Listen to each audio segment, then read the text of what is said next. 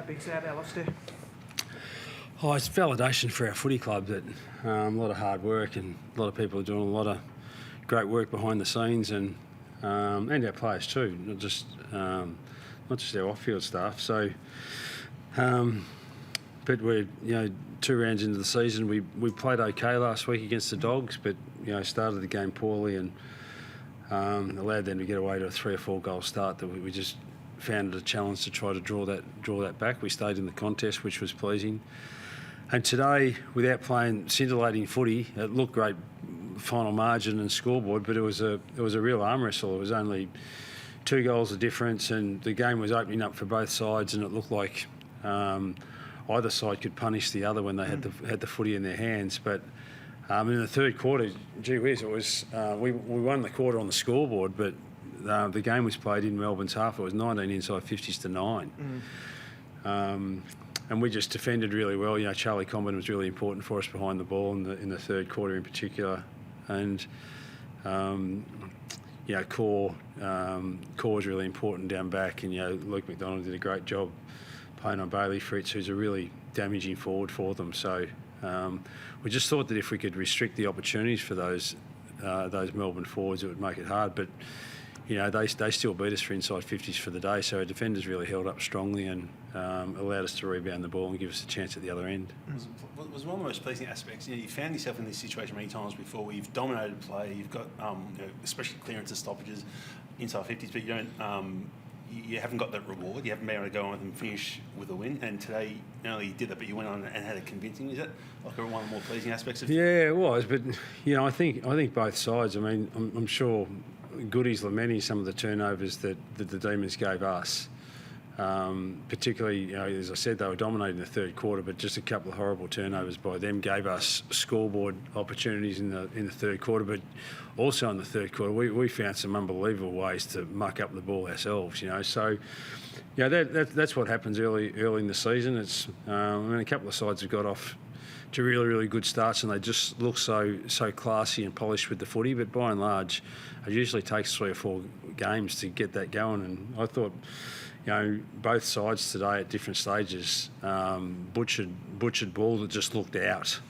And we probably did it just as much as Melbourne, not significantly so, because it was to score 19 goals is a really good effort. So we obviously had some polish with some of our play.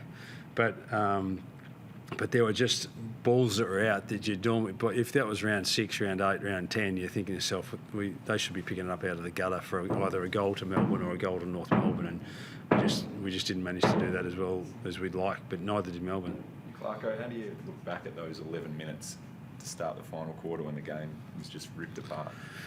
Yeah, well, very, very satisfying because, they're a high-quality midfield and it's really, really hard to get on top of them. I thought X was fabulous in the ruck against Max, and that's where the ascendancy came from. I think we had 4 centre-bounce goals in the last quarter, and that really broke the back of the Melbourne side when it can go just pop straight out of centre and you get a goal straight away. So I think it was I think we had 4 goals in the first 5 minutes of the last quarter in a game where it was only 2 or 3 goals separating the sides for the bulk of the day.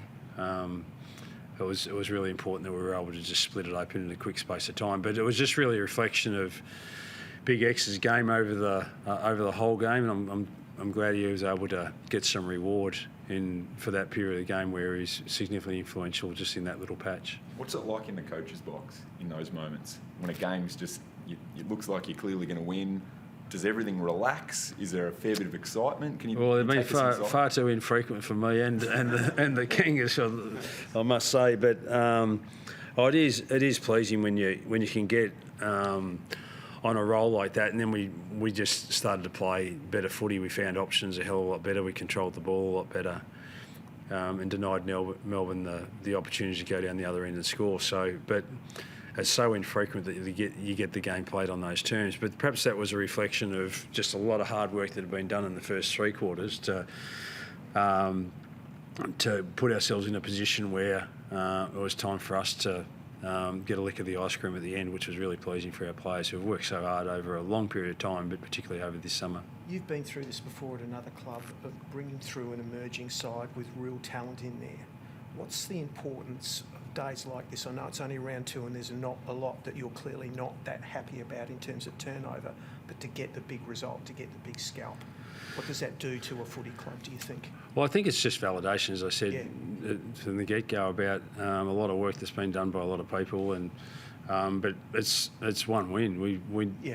We're coming up against an opponent that are as white hot as any in the competition when we play Adelaide next Sunday. So we need to move on from this pretty quickly. We've had a great opportunity to celebrate Jack Daly's 300 games. It's we feel a little bit awkward, to be fair, to be the ones that need to run the celebrations, because he's the bulk of his career obviously has been at the West Coast Eagles. I thought it was a beautiful gesture. One of his great mates in Andrew Gaff came across from the West and presented his jumper to him before the game. But I really liked that we didn't try to make it into a North Melbourne thing, and that he cheered him off the ground as well. I thought that was a really nice gesture, and reflective of 2 clubs that he's made a contribution at, and a very, very significant contribution at the West Coast Eagles, obviously.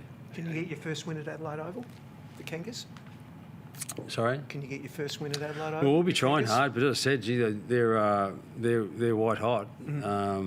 They played unbelievably well against St Kilda, and for a 10-goal victory, and another 10-goal win yesterday against Essendon at the MCG. So, but winning form's good form. So we go over there at least knowing that we've done well enough today to be able to get the 4 points, which we haven't been able to do anywhere near frequently enough as a club. So we'll enjoy that for just a short moment, maybe tonight, and then roll the sleeves up and get ourselves ready for the Crows next week. Hopefully this could be the launching pad for finally turning the wheel at the club.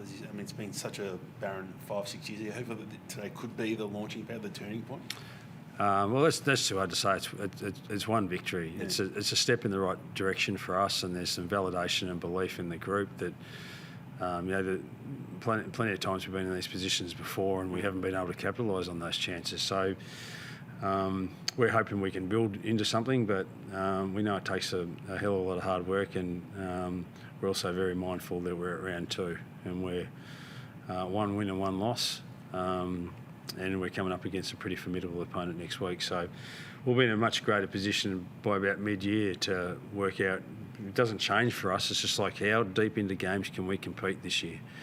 And games like today, where the game is like on the line at 3/4 time, and finally a lot of hard work is paid off, and we're able to salute on this particular occasion. Last week we gave ourselves a chance at 3/4 time too. We were 7 points down, and it was the Western Bulldogs that went bang bang in the first 2 or 3 minutes of the last quarter and put us to the sword. So all we intend to do is try to be as competitive as we can deep into games, and we know that as we become a better side, we'll be able to capitalise on some of those opportunities and turn them into victories for us. And when we become a really good side, we'll be able to do that much more frequently than otherwise. Any injuries?